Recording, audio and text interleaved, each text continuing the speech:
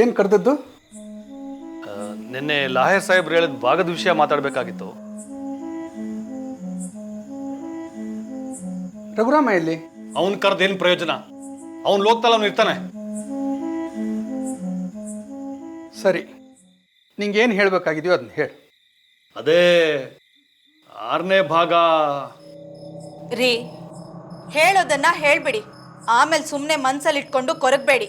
ಸರಿತಾ, ಅವ್ರ ಅಣ್ಣ ತಮ್ಮಂದ್ರು ಏನಾದರೂ ಮಾತಾಡ್ಕೋತಾರೆ, ನೀನು ಮಧ್ಯ ಬಾಯಿ ಹಾಕ್ಬೇಡ.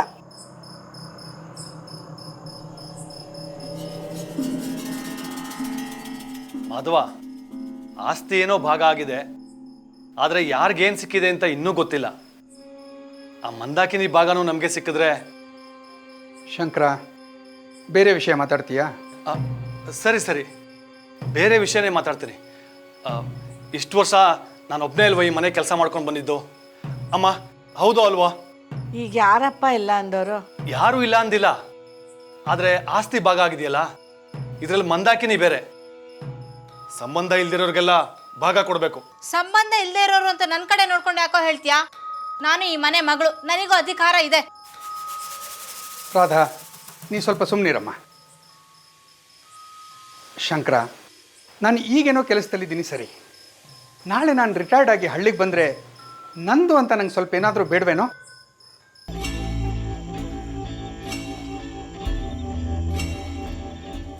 ಗಣೇಶ, ಹೇಗಿದೆಯೋ? ಎಷ್ಟೊಂದು ಸ್ವರ್ಗೋಗಿದೆಯಲ್ಲೋ?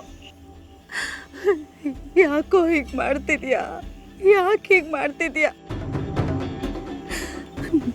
ನಿಮ್ಮ ತಾತ ಸತ್ತಾಗ ನಿನ್ನನ್ನು ಎಲ್ಲೆಲ್ಲಿ ಹುಡುಕಿದ್ವಿ ಗೊತ್ತಾ? ಏನೂ ಪ್ರಯೋಜನ ಆಗಲಿಲ್ಲ. ನಿಮ್ಮ ತಾತ ಸತ್ತೋದ್ರು ಕಣೋ, ನಮ್ಮನ್ನೆಲ್ಲ ಬಿಟ್ಟು ಹೊಟ್ಟೋದ್ರು ಕಣೋ, ನಮ್ಮನ್ನೆಲ್ಲ ಬಿಟ್ಟು ಹೊಟ್ಟೋದ್ರು.